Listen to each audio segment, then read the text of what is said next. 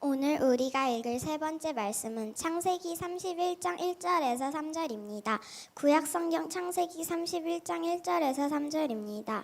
야곱은 라반의 아들들이 야곱이 우리 아버지의 재산을 다 빼앗아가고 우리 아버지의 재산으로 거부가 되었다 하고 말하는 소리를 들었다.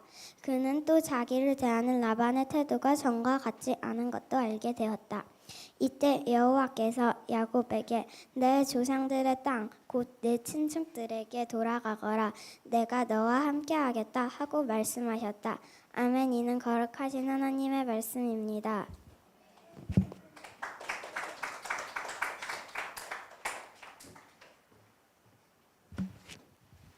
네, 감사합니다. 설교에 앞서서 간단하게 좀 활동을 하려고 하는데요. 그 주보에 보면 이런 간지가 하나씩 있을 텐데 혹시 못 받으신 분 있으면 그 뒤에 주보 간지에 껴있는 거 좀 빼가지고 나눠주시면 좋을 것 같아요. 혹시 못 받은 분 있나요? 네, 없죠. 네. 거기에 보면은 시간을 되돌린다면 이런 질문이 적혀 있어요. 여러분들이 시간을 되돌려 과거 어느 순간으로 간다면 어떤 걸 하고 싶은지 하나만 적어주세요. 근데 우리 이런 거는 식상하니까 하지 말죠. 로또를 사겠다, 비트코인을 사겠다 이런 거 너무 식상하니까 이런 거 하지 말고 과거 내가 어느 순간으로 돌아간다면 나는 무엇을 할 것인가, 혹은 뭐 어디로 돌아갈 것인가, 그런 거를 적어주세요. 그리고 이름 적지 마시고 적었으면 접어주세요. 적어주시고 펜 없으신 분은 뒤에 펜 있으니까 펜으로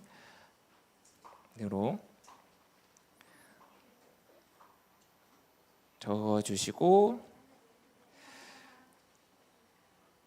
적은 분들은 반절로 접어서 그 헌금함 이용하 집사님이 이렇게 갖고 계신데 헌금함에 넣어주시면 됩니다.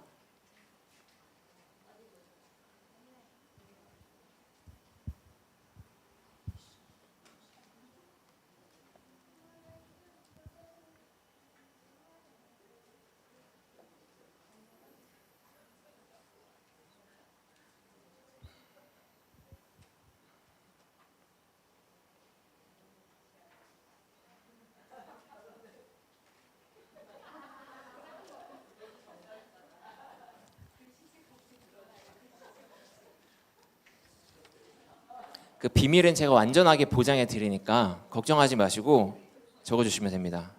완벽하게 제가 비밀은 보장해 드릴게요.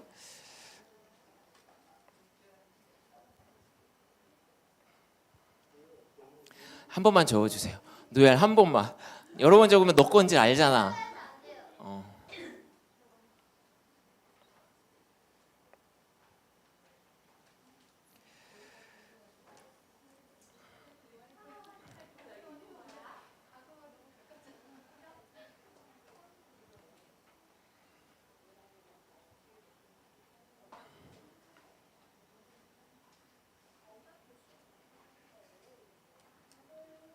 이사가 그렇게 돌아가고 싶은 과거가 많아? 왜 이렇게 많이 쓰고 있어?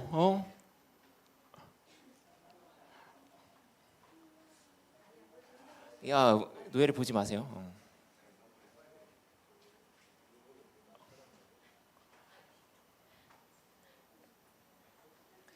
네, 다 쓰셨으면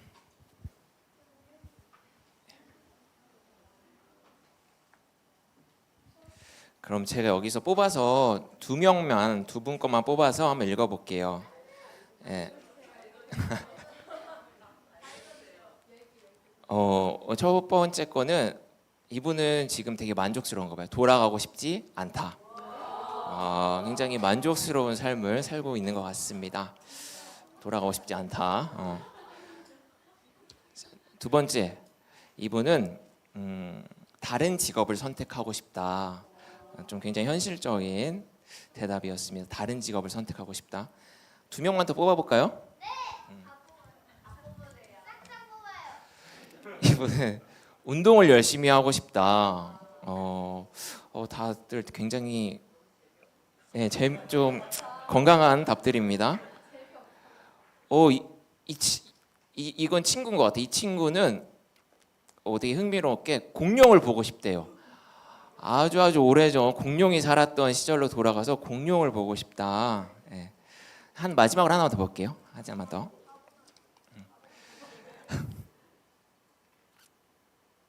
이분은 자녀를 5명이나 낳고 싶대요.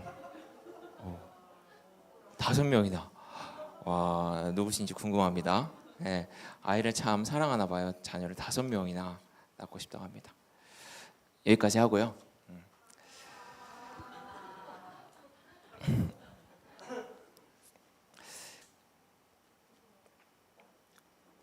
과거로 돌아갈 수 있다면 그 한 분은 뭐 만족하기 때문에 돌아가지 않겠다고 하지만 한 번쯤은 좀 돌아가고 싶지 않나요? 후회되는 기억들이 있지 않습니까? 예. 과거로 돌아갈 수 있다면 참 좋을 것 같긴 합니다. 네. 그 말씀을 보면요, 지금 성경에서 야곱이 나오는데 야곱은 밧단 아람에 있습니다. 그럼 왜 야곱은 밧단 아람에 있을까요? 형 에서를 피해서 삼촌 라반이 살고 있는 밧단 아람으로 도망을 왔기 때문입니다. 그런데 왜 야곱은 형을 피해 도망을 왔을까요? 이건 유명한 성경 이야기인데요. 이사가 퀴즈를 하나 너에게 내볼게. 야곱과 에서는 형제야. 에서가 형이고 야곱이 동생인데 야곱과 에서의 아빠가 있을 거야. 근데 이삭이 너는 그 이름을 아마 알 수 있을 것 같아. 야곱과 에서의 아빠의 이름은 무엇일까? 힌트는 너의 이름과 너무나도 똑같아. 누굴까요? 네, 이삭입니다. 네, 야곱의 아버지 에서의 아버지가 이삭인데 이 야곱이 아버지 이삭이 형 에서에게 주는 장자의 권리, 우리가 장자권 혹은 축복받을 권리라고 하는데 이 장자권을 야곱이 아버지 이삭을 속이고 본인이 받습니다. 이 장자의 권리라는 것은 말 그대로 집안의 권한을 자기가 이렇게 부여받는 것입니다. 그러니까 장자의 권리를 받으면 그 집안의 리더가 되는 것입니다. 이 야곱이 장자의 권리를 받자 실제로 장자였던 맏이었던 에서가 분노를 합니다. 그리고 야곱을 죽이려고까지 합니다. 그러자 어머니인 리브가는 야곱을 자신의 고향이자 자기의 오빠가 살고 있는 밧단 아람으로 피신시킵니다. 이 성경을 읽어보면 아시겠지만 야곱의 도피에는 꽤나 복잡한 야곱의 가정사가 얽혀 있어요. 부모님인 이삭과 리브가는 서로 다른 자녀를 편애했어요. 그리고 큰아들인 에서는 좀 통제할 수 없는 행동을 많이 했습니다. 그리고 그것을 아버지인 이삭은 그저 방관만 했습니다. 이렇게 복잡한 갈등이 얽히고 설켜 있는 게 야곱 집안의 이야기입니다. 여하튼 크게는 야곱은 이 장자의 축복을 받은 이후로 에서의 분노를 피해 지금 밧단 아람으로 도망와 있습니다. 그럼 이 야곱이 도망온 밧단 아람이라는 곳은 어떤 곳일까요? 창세기에서 밧단 아람은 하란이라고도 불려요. 밧단 아람이라는 말은 아람의 평지라는 말인데 그 평지에 하란이라는 성읍이 있는 것인지 아니면 이름만 다르고 밧단 아람과 하란이 같은 곳인지 정확히는 모르겠어요. 어쨌든 하란이 밧단 아람이고 밧단 아람이 하란이라고 생각하시면 됩니다. 그런데 이 하란이라는 곳은요, 야곱 이야기 전에 이미 한번 등장했던 장소입니다. 야곱의 아버지가 이삭 누구라고 했죠? 야곱의 아버지가 이삭이죠. 그럼 이삭의 아버지도 있겠죠. 이삭의 아버지는 맞아요, 아브라함입니다. 잘 알고 있어요. 네. 이 야곱의 할아버지가 되죠. 아브라함. 이 아브라함이 아브라함의 아버지인 데라와 함께 잠시 거처했던 곳이 바로 하란이라는 곳입니다. 지금 이름을 제가 너무 많이 말해가지고 헷갈릴 수 있는데 한번 가계도를 보면은 아브라함이 있고 이삭이 있고 눌러주시고요. 넘겨주시고요. 화면 안 나오는데 아브라함이 있고 그의 아들 이삭이 있고 그의 아들 야곱과 에서가 있습니다. 아무튼 창세기 11장에 보면요. 네, 제가 잘못 화면을 입력해 놨어요. 네. 창세기 11장에 보면은 이 야곱의 할아버지인 아브라함이 그의 아비인 데라와 함께 우르라는 곳에 살고 있었습니다. 근데 데라가 가족들을 데리고 야 우리 가나안 땅으로 가자라고 이야기를 합니다.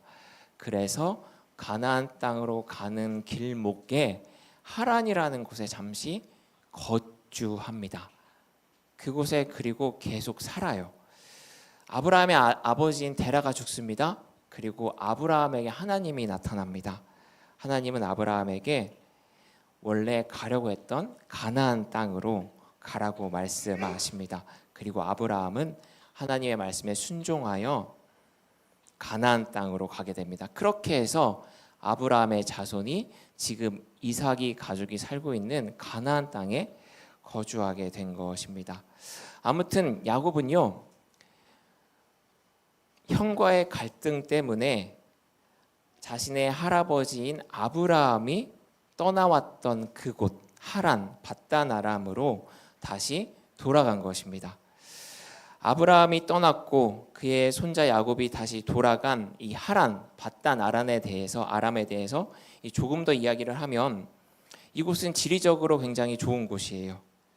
큰 강이 흐르고 있는 곳에 위치했고 물을 쉽게 얻을 수 있기 때문에 농사짓기가 수월했습니다. 우리가 지리 시간에 이미 잘 배운 것처럼 물을 얻기 쉬우면 농사짓기 수월하고 농사짓기 수월하면 안정된 식량을 확보할 수 있고 그러면은 문명이 발전하게 됩니다. 그로 인해 그곳은 풍요로워집니다.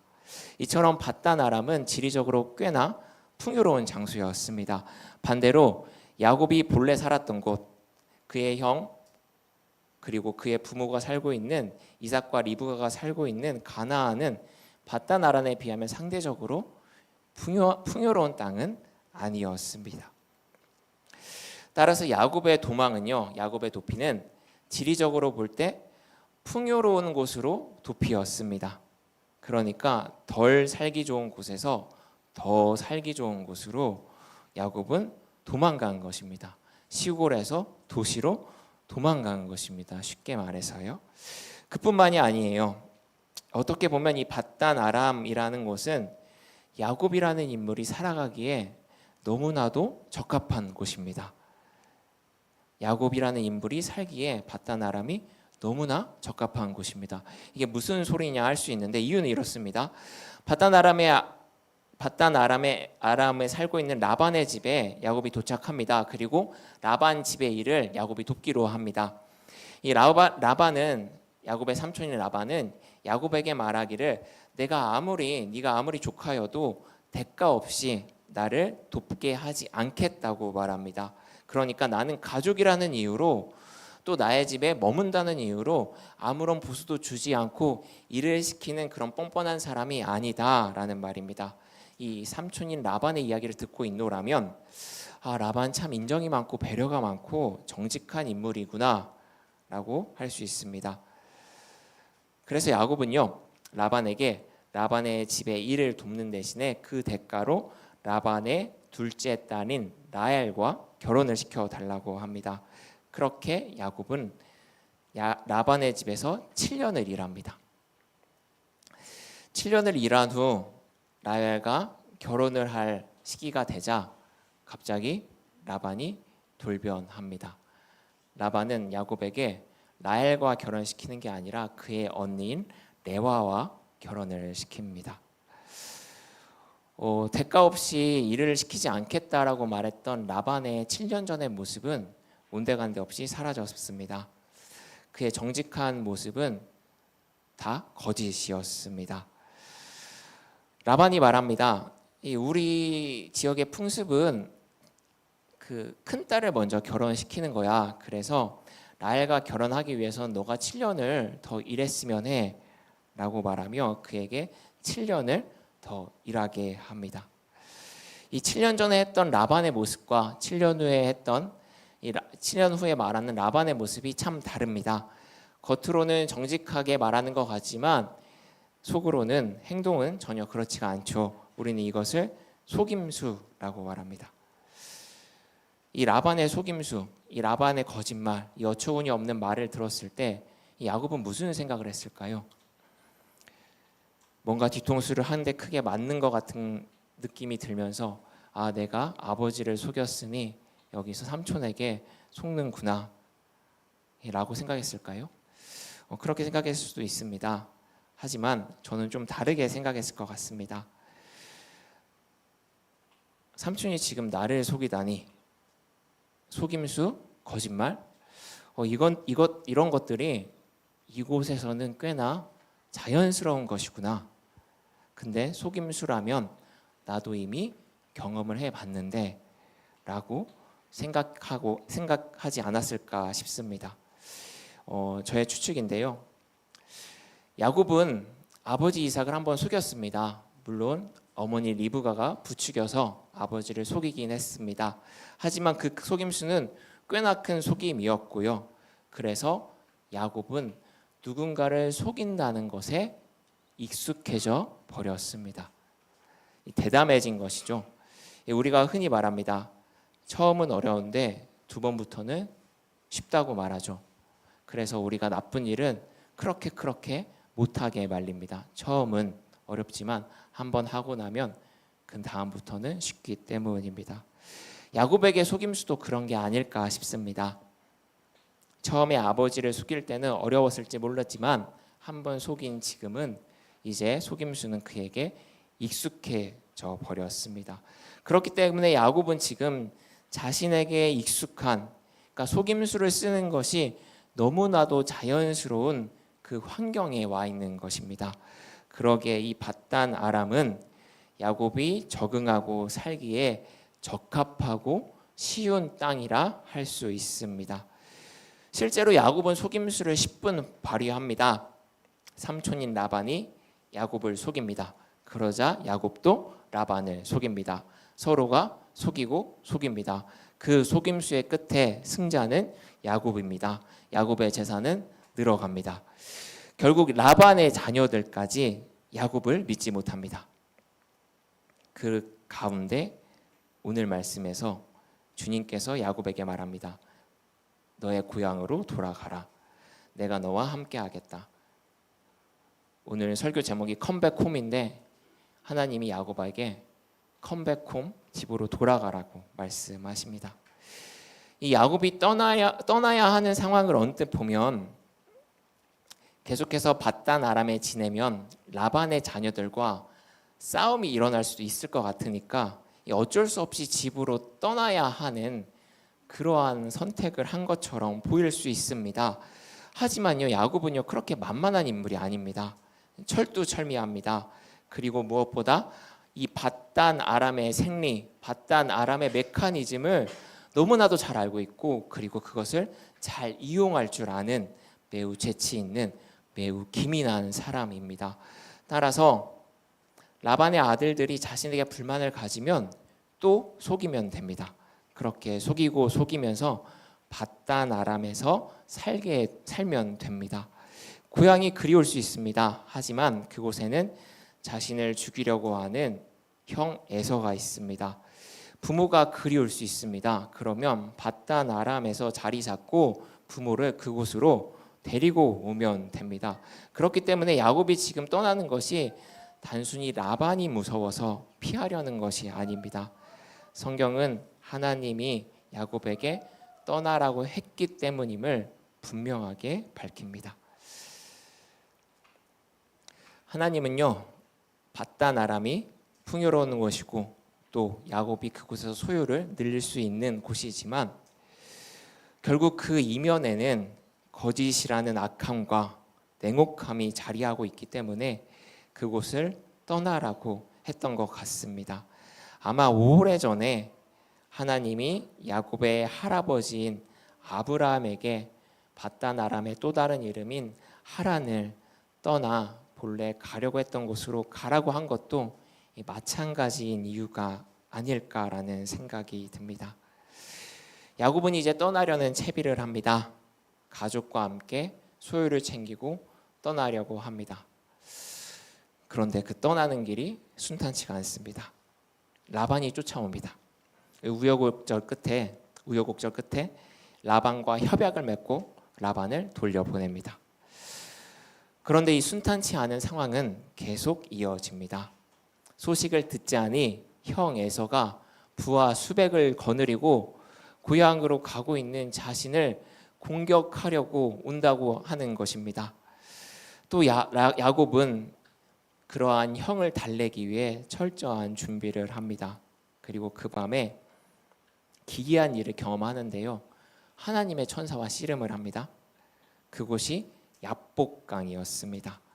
씨름은 히브리어로, 그러니까 성경의 언어로 아바크입니다.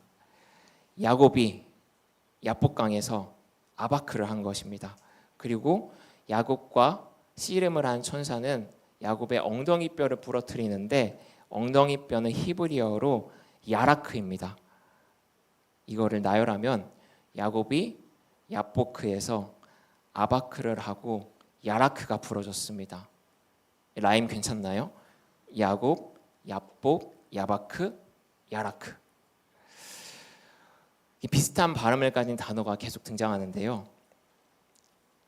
마치 야곱을 야곱 이렇게 부르면서 가지 못하게 말리는 것 같습니다. 부단히 야곱을 잡고 있는 것 같습니다. 이것은 야곱이 택한 집으로 가는 그 길이 굉장히 어렵다는 것을 말합니다. 힘든 여정이라는 것을 알려줍니다. 반대로 밧단 아람에 그가 머무는 것이 야곱에게 편하고 좋은 선택일 수 있지 않겠냐는 질문이기도 합니다. 밧단 아람은 분명 야곱에게는 기회의 땅이었습니다. 그의 기민함을 10분 발휘하여 충분히 잘 먹고 잘 살 수 있는 그런 곳이었습니다. 그런데 야곱은 그곳을 떠났습니다. 야곱과 비슷한 단어들 야복, 아라크, 야바크 이러한 단어들이 연달아 출현하며 이 밧단 아람 하란에 미련을 갖게끔 야곱을 붙잡는 것 같습니다. 그런데도 불구하고 야곱은 여전히 고향으로 돌아가려고 합니다. 왜일까요? 왜 자꾸 밧단 아람을 떠나 야곱은 고향으로만 가려고 할까요? 밧단 아람, 하란, 그곳은 야곱에게 기회의 땅이지만 그곳에서 야곱은 그의 본래의 모습을 회복할 수 없기 때문입니다. 야곱은 처음부터 속이는 자가 아니었습니다. 그런데 밧단 아람에서 야곱은 속이는 자로 살 수밖에 없습니다. 그것은 야곱의 본래의 모습이 아니지 않습니까? 그리고 밧단 아람에서는 그의 할아버지인 아브라함과 하나님이 맺은 약속을 또 야곱과 하나님이 맺은 약속을 실현할 수 없습니다. 약속은 곧 소명인데요. 야곱에게의 소명은 하나님이 허락하신 땅에서 가문을 일구며 하나님을 섬기며 속임수로 자신을 지키는 것이 아니라 하나님의 인도함으로 자신을 지키는 것입니다. 그렇기 때문에 야곱은 그의 집으로 돌아가는 길을 택한 듯합니다. 힘든 여정이고 여러 방해물이 있고 미련도 있습니다. 하지만 그 여러 장애물을 뚫고 야곱은 컴백홈 하는 것입니다. 오늘 야곱이 집으로 가는 여정은 그 우리에게도 우리가 돌아갈 자리가 어디인지 살펴보게 합니다. 우리가 돌아갈 자리 그리고 우리가 머무를 곳 그곳은 예수 그리스도일 것입니다. 성경은 우리가 예수 그리스도 안에 있을 때 참다워진다고 합니다. 우리가 참 기쁨을 누린다고 합니다. 세상의 불안과 그 불안을 만드는 거짓을 초월해 평안과 안식을 예수 그리스도 안에서 누릴 수 있다고 합니다. 그리고 무엇보다 우리가 예수 안에 있을 때 우리는 하나님이 창조하고 택한 존엄한 존재이고 삶임을 깨닫게 된다고 말합니다. 우리가 설교에 앞서서 활동을 잠깐 했어요.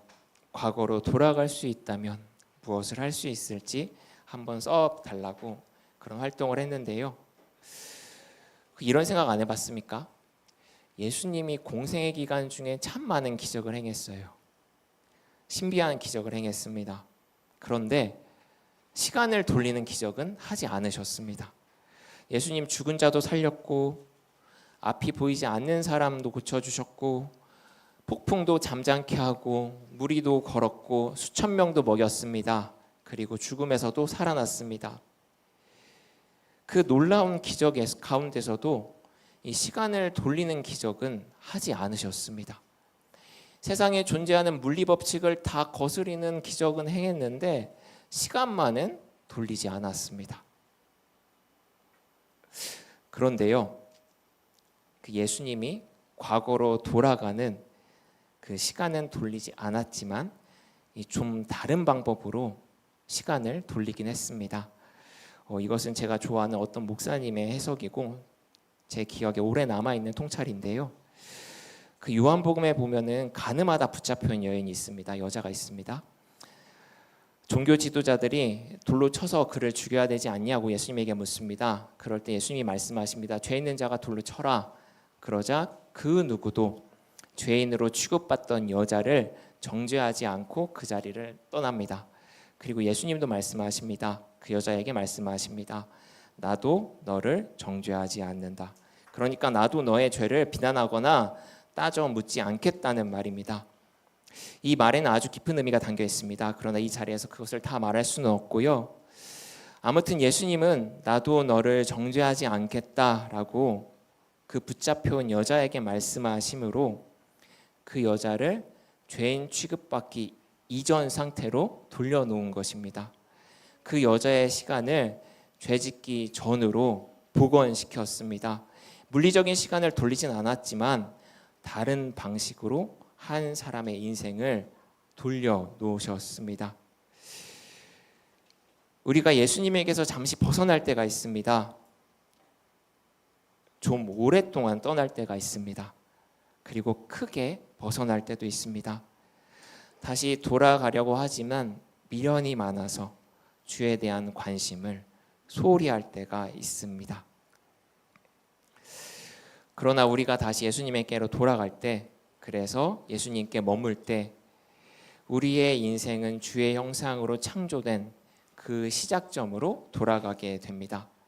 그래서 우리가 존귀한 재임을 깨닫게 됩니다. 그리고 그가 주신 소명이 우리 가운데 드러나게 됩니다.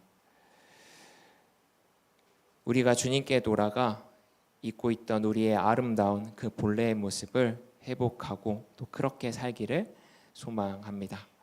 우리 이 시간 함께 찬양하겠습니다.